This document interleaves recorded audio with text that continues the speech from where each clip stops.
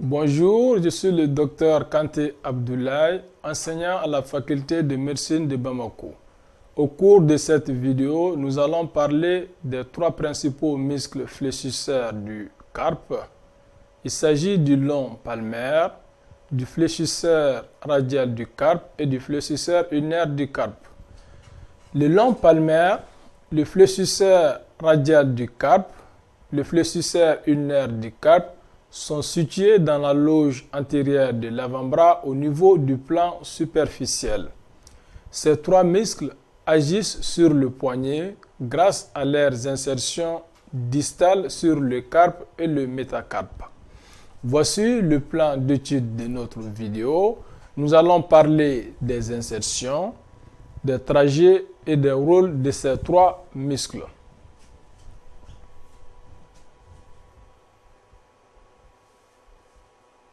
Commençons par le muscle fléchisseur radial du carpe.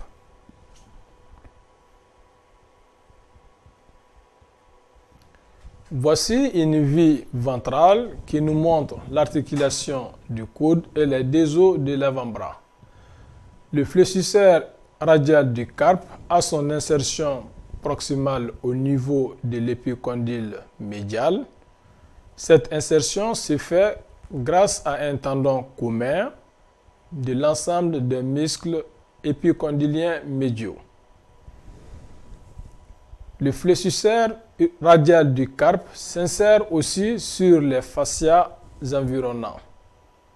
Donc voici l'insertion des différents muscles épicondyliens médiaux. Le fléchisseur ulnaire radial du carpe a un corps musculaire et son trajet est oblique en bas et en dehors. Donc voici l'insertion du muscle fléchisseur radial au niveau de l'épicondyle médial. Son trajet qui est oblique en bas et en dehors. Et le muscle fléchisseur radial du carpe s'insère au niveau de la face ventrale de la base des deuxième et troisième métacarpiens.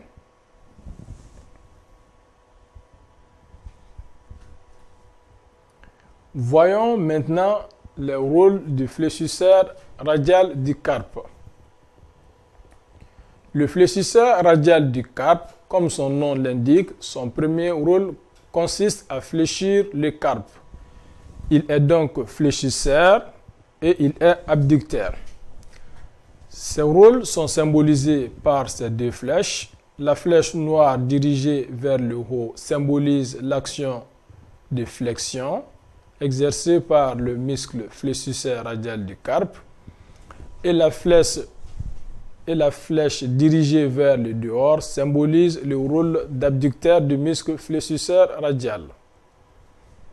Donc le muscle fléchisseur radial va fléchir les os du carpe et va permettre l'abduction. Le muscle fléchisseur radial du carpe est abducteur grâce à la contraction synergique des extenseurs. Des extenseurs que vous voyez en transparence, ici les tendons des extenseurs. Grâce à ces tendons et à leur contraction, le muscle fléchisseur radial du carpe va bien exercer son rôle d'abducteur. Ce rôle d'abducteur est symbolisé par cette flèche et ce rôle s'explique par l'insertion du fléchisseur ulnaire qui se fait de façon latérale.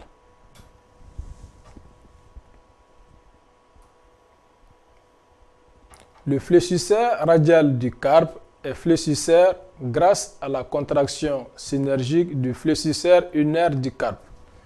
Le fléchisseur ulnaire du carpe va se contracter de façon synergique et cela permet au fléchisseur radial du carpe d'exercer son action de flexion au niveau des os du carpe. Cette action est symbolisée par la flèche noire épaisse dirigée vers le haut.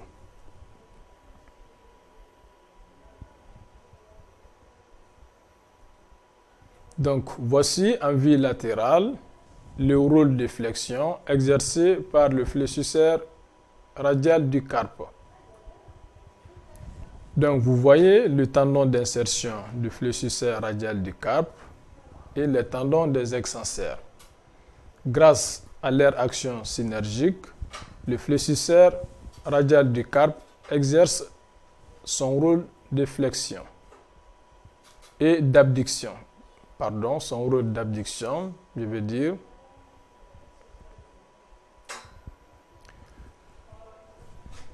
Le fléchisseur radial du carpe, son tendon passe dans le tunnel ostéofibré et augmente le tonus au niveau du poignet. Donc nous disons que son tendon qui s'engage, qui encercle le poignet, le tonus du fléchisseur radial va contribuer à la stabilité au niveau du poignet.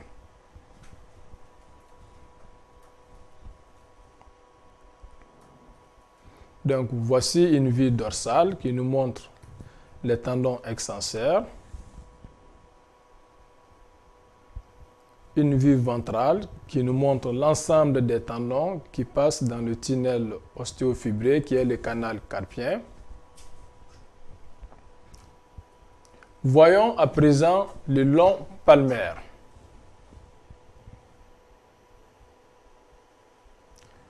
Le muscle long palmaire a aussi son insertion au niveau de l'épicondyle médial et l'insertion se fait avec un tendon commun avec les autres muscles s'insérant à ce niveau.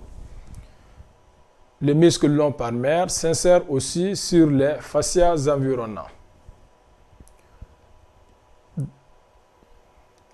Le muscle long palmaire a un trajet oblique en bas et en dehors, tout comme le muscle fléchisseur radial du carpe.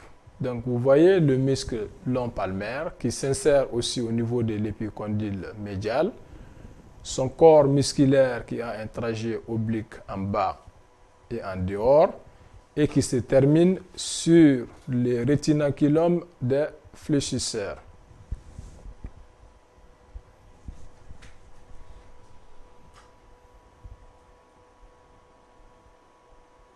Donc voici une vue ventrale qui nous montre bien l'insertion terminale du long palmaire sur le rétinaculum des fléchisseurs. Le long palmaire a aussi son insertion qui se prolonge avec l'aponevrose palmaire superficielle que vous voyez ici, l'aponevrose palmaire superficielle.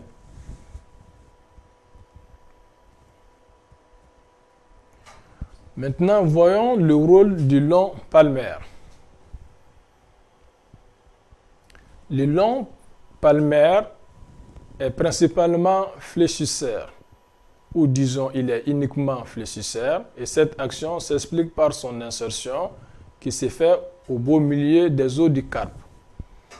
Son action est symbolisée par la flèche noire.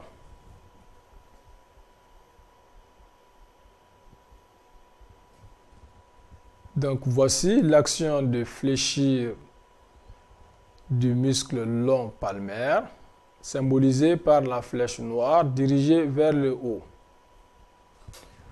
À présent, voyons le troisième muscle fléchisseur du carpe, qui est le fléchisseur ulnaire du carpe. Le fléchisseur ulnaire du carpe, tout comme les autres muscles, va prendre origine au niveau de l'épicondyle médial grâce à un tendon commun avec les muscles voisins. Le fléchisseur ulnaire du carpe a un chef ulnaire.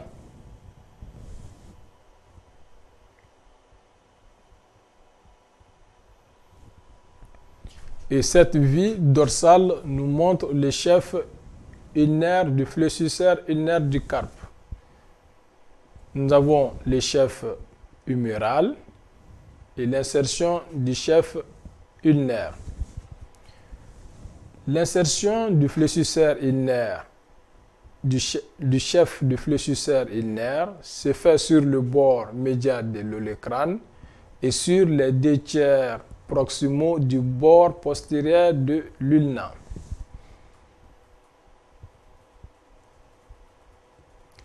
Les deux insertions vont se réunir pour former un corps musculaire.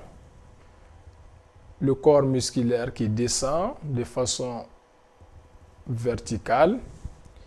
Et au niveau des deux insertions du fléchisseur ulnaire du carpe, nous avons une arcade fibreuse qui réunit ces deux insertions et qui détermine un canal ostéofibreux. Dans ce canal passe le nerf ulnaire. Ceci explique la lésion de ce nerf lors des fractures portant sur l'extrémité distale de l'humérus.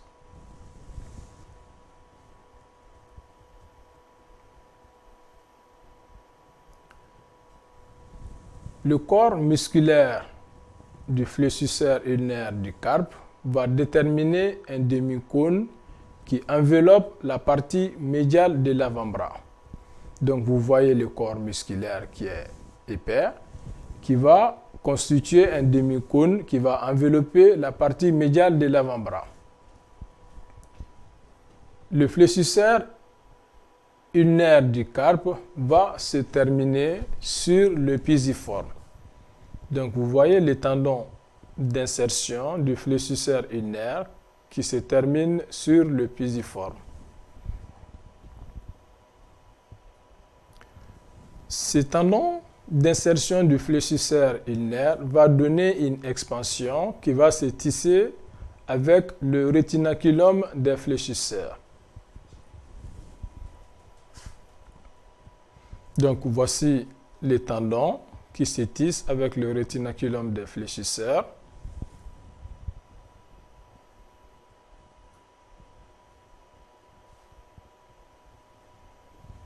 Le tendon du fléchisseur ulnaire se prolonge par des ligaments qui vont s'insérer au niveau de l'amalus que vous voyez ici.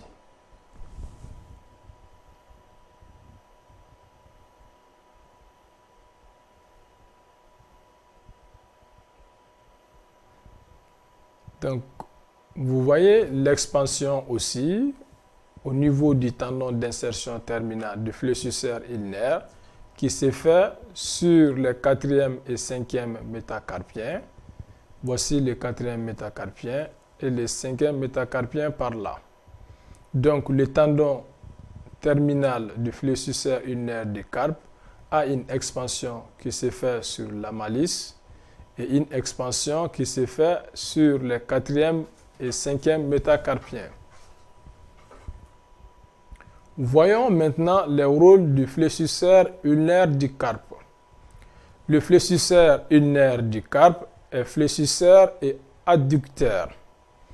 Voici l'action se déroule symbolisée par ces deux flèches. La flèche noire dirigée vers le haut symbolise l'action de fléchir du fléchisseur ulnaire du carpe et la flèche dirigée vers le dedans symbolise le rôle d'adducteur. Ce rôle d'adducteur s'explique par l'insertion du fléchisseur ulnaire qui se fait en dedans. Le fléchisseur ulnaire du carpe est fléchisseur grâce à l'action synergique des abducteurs. Sa situation antérieure sur le pisiforme favorise son efficacité. Donc vous voyez que le fléchisseur ulnaire s'insère sur la face ventrale. Cette insertion favorise l'efficacité du fléchisseur ulnaire du carpe.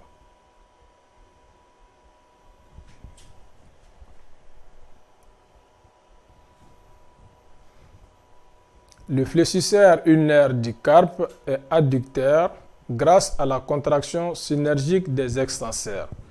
Vous voyez les tendons extenseurs au niveau de la face dorsale qui, grâce à leur contraction, vont permettre au fléchisseur ulnaire d'exercer son rôle d'adducteur. Son rôle d'adducteur est symbolisé par la flèche noire.